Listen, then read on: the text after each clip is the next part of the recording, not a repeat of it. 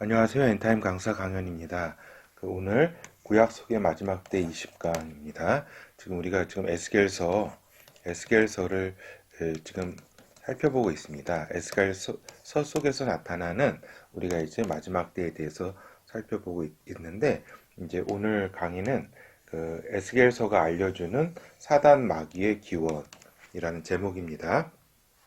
그러니까 이제 에스겔이 이제 예언하는 거는 그때 이제 남유다가 이제 멸망할 것이다라는 중심으로 이제 예언을 했는데, 그때 이제 바벨로니아 느부갓네살 왕이라든가 이런 바벨론이 이제 남유다뿐만 아니라 이제 열방을 이제 심판한다, 멸망시킨다. 암몬, 모압, 에돔, 블레셋, 두로, 시돈, 이집트에 대한 멸망에 대한 이런 예언들이 있습니다. 특별히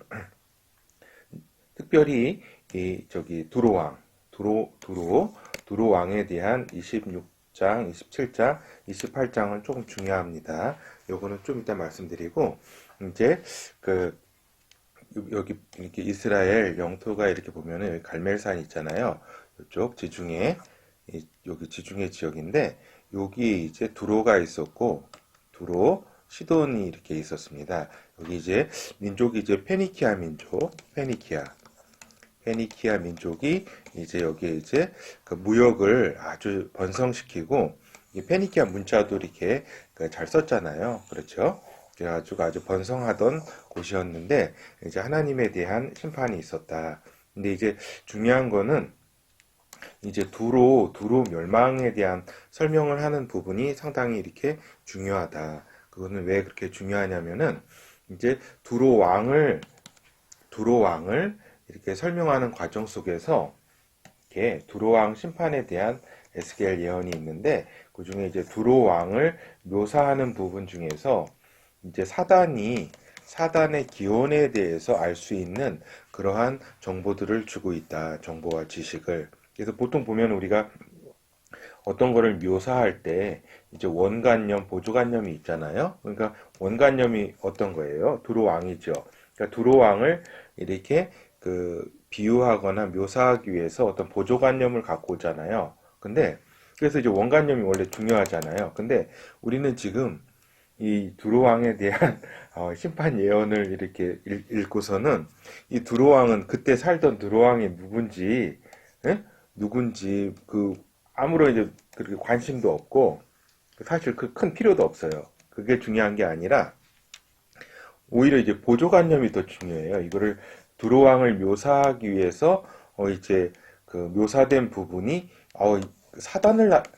우리 인간보다도 이전에 존재했던 사단에 대한 정보를 주고 있다는 거예요. 그래서 여기는 참으로 특이하게 보조관념이 더 중요하다, 이런 말씀을 드립니다. 그래서 두로왕을 묘사하는 가운데 사단의 기원을 우리가 알 수가 있다, 이런 말씀입니다. 그러면은 한번 어떻게 사단이 묘사가 되어 있는지 한번 보도록 하겠습니다. 사단은 완전한 인이었고 지혜가 충족하며 온전히 아름다웠다. 사단이 태어날 때부터 완전한 인이었다. 창조될 때부터 하나님으로부터. 그리고 각종 보석으로 단장하였으며 하나님의 동산 에덴에도 있었다. 그리고 하나님으로부터 지음을 받았다. 창조된 존재이다. 그렇죠? 그리고 이제 태어날 때 사단을 위해서 소고와 비파가 예비되었다. 그리고 지음 받을 때는 완전했다. 그러나 마침내 불의가 드러났다. 그리고 덮는 그룹이었다. 아주 높은 계급의 천사였다. 그리고 마음속 강포가 가득하여 범죄함에 이르렀다. 지혜롭고 아름다워서 마침내 교만에 이르렀다. 교만하게 됨으로써 모든 하나님을 대적하게 되었다. 그리고 그래서 이제 하나님의 성산에서 쫓아낸 바 되었다. 그리고 영원히 멸망할 것이다. 이런 말씀을 드립니다.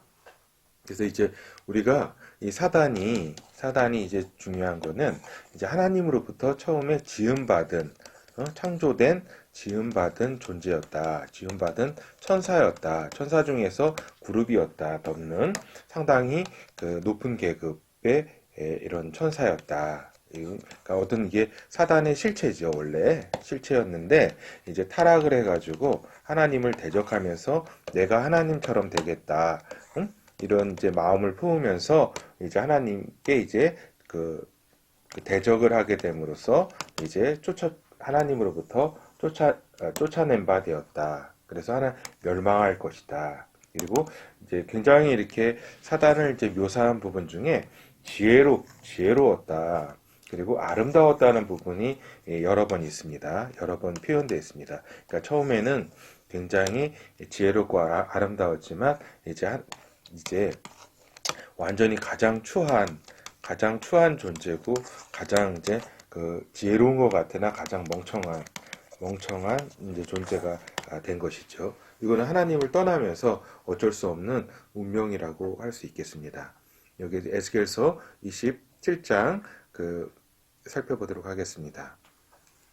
너는 두로로 향하여 이르기를, 이게 두로 왕이죠. 두로 바다 어귀에 거하여 여러 선 백성과 통상하는 자여. 이거는 이제 그렇게 중요하지 않습니다. 주 여호와의 말씀에 두로야, 요게 이제 중요합니다. 내가 말하기를 나는 온전히 아름답다 하였도다. 내 지경이 바닷가운데 있으며 너를 지은 자가 내 아름다움을 온척해 하였도다. 그러니까 이제 이 두로 왕이 그 당시 에스겔 그 당시에 두로 왕이 얼마나 교만했으면은 이렇게 사단이 이제 교만한 존재였는데 사단을 이렇게 비유해가지고 두로 왕을 이렇게 이야기하고 있다. 그러니까 그 당시 이제 진짜 두로 왕도 진짜 굉장한 이제 교만한 존재였다. 그리고 라는 걸 알 수 있겠습니다. 그렇지만 아까 말씀드린 것처럼 이 사단에 대해서 아는 것이 중요하지 두로 왕은 뭐 그렇게 그렇습니다. 에스겔서 28장 12절에서 19절이 아주 하이라이트입니다. 인자야, 그러니까 에스겔에게 얘기하는 거죠. 두로 왕을 위하여 애가를 지어 그에게 이르기를 주 여호와의 말씀에 너는 완전한 인이었고 지혜가 충족하며 온전히 아름다웠도다. 그러니까 이제 이 부분부터가 이제 사단에 대한 설명입니다. 사단은 완전한 인이었고 지혜가 충족하며 온전히 아름다웠도다. 내가 옛적에 하나님의 동산 에덴에 있어서 각종 보석 곧 홍보석과 황보석과 금강석과 황옥과 홍마노와 창옥과 청보석과 남보석과 홍옥과 황금으로 단장하였다. 내가 지음을 받던 날에, 그러니까 창조가 되던 날에 너를 위하여 소고와 비파가 예비되었도다. 그러니까 소고와 비파가 이제 악기라고 할 수가 있겠죠. 너는 기름 부음을 받은 덮은 구름이며, 그러니까 여기 천사죠. 높은 천사. 내가 너를 세움에 내가 하나님의 성산에 있어서 화강석 사이에 왕래하였도다. 내가 지음을 받던 날로부터 내 모든 길에 완전하더니 마침내 불의가 드러났도다. 내 무역이 풍성함으로 내 가운데 강포가 가득하여 내가 범죄하였도다. 너 덮는 구루바, 그러므로 내가 너를 더럽게 여겨 하나님의 산에서 쫓아내었고 화강석 사이에서 멸하였도다. 내가 아름다움으로 마음이 교만하였으며 내가 영화로움으로 내 지혜를 더럽혔으며 내가 너를 땅에 던져 열왕 앞에 두어 그들의 구경거리가 되게 하였도다. 내가 죄악이 많고 무욕이 불의함으로 내 모든 성소를 더럽혔으며 내가 내 가운데서 불을 내어 너를 사르게 하고 너를 목도하는 모든 자 앞에서 너로 땅 위에 죄가 되게 하였도다. 만민 중에 너를 아는 자가 너로 인하여 다 놀랄 것이며 내가 경계거리가 되고 내가 영원히 다시 잊지 못하리로다 하셨다 하라. 그렇죠. 이렇게 함으로써 이렇게 사단에 대한 이렇게 정보를 주고 있다. 그래서 사단 기원에 대해서 이렇게 잘 알려주는 이렇게 성경 부분은 없다고 할 수 있겠습니다. 이렇게 기원에 대해서. 그래서 그 에스겔서 이렇게 예언이 굉장히 어떻게 보면 굉장히 소중한 예언이다라고 말씀드릴 수 있겠습니다. 그래서 가장 그러니까 추한 존재가 되었다. 그러니까 사단이 하나님이 가장 아름답게 모든 천사들 중에서 가장 아름답고 지혜롭게 이렇게 창조를 했다. 그러나 이제 하나님을 대적하면서부터는 자기가 내가 하나님이 되겠다고 이렇게 마음을 품고 대적하면서 이제 추한 존재가 되었다. 참고로 말씀드리면은 이제 한 3분의 1 정도의 천사들, 그러니까 많은 천사들이 이제 사단을 따라 가지고 하나님께 반역을 하게 되는데 요 많은 수의 그 천사들을 이제 하나님께서 이제 무적행에 이렇게 그 심판날에 불못에 던지기 위해서 이렇게 지금 가둬둔 상태죠. 가둬둔 상태고 또 지금 그렇지만 이제 지금 사단과 또 일부 천사들은 이렇게 무정행에 갇혀 있지 않고 우리 지금 그 3차원 세계까지 지금 물질 세계까지 영향을 미치는 이러한 존재로 활동하고 있다. 그거는 하나님이 지금 잠시 하나님의 목적을 위해서 이렇게 허락한 어떤 그런 환경이다. 이렇게 말씀드릴 수 있겠습니다. 그렇죠? 그래서 그렇지만 이제 나중에 다 이제 그 불못 이제 요 사단뿐만 아니라 지금 요 무적행에 갇혀 있는 천사들도 다 이제 불못에 하나님의 심판을 이렇게 받게 하실 것이다. 이런 말씀입니다. 그리고 이제 하나 더 이렇게 잠깐 말씀을 드리면은 이제 사단이 음악을 담당하였다고 하는 천사다라고 하는 설이 있습니다. 설이 있는데 그거는 이제 어디서부터 기원했냐면은 내가 지음을 받던 날에, 창조가 되던 날에 그 사단 너를 위해서 소고와 비파가 예비되었도다라고 하는 이 문구가 이제 그 소고와 비파가 저기잖아요. 음악이잖아요. 악기잖아요.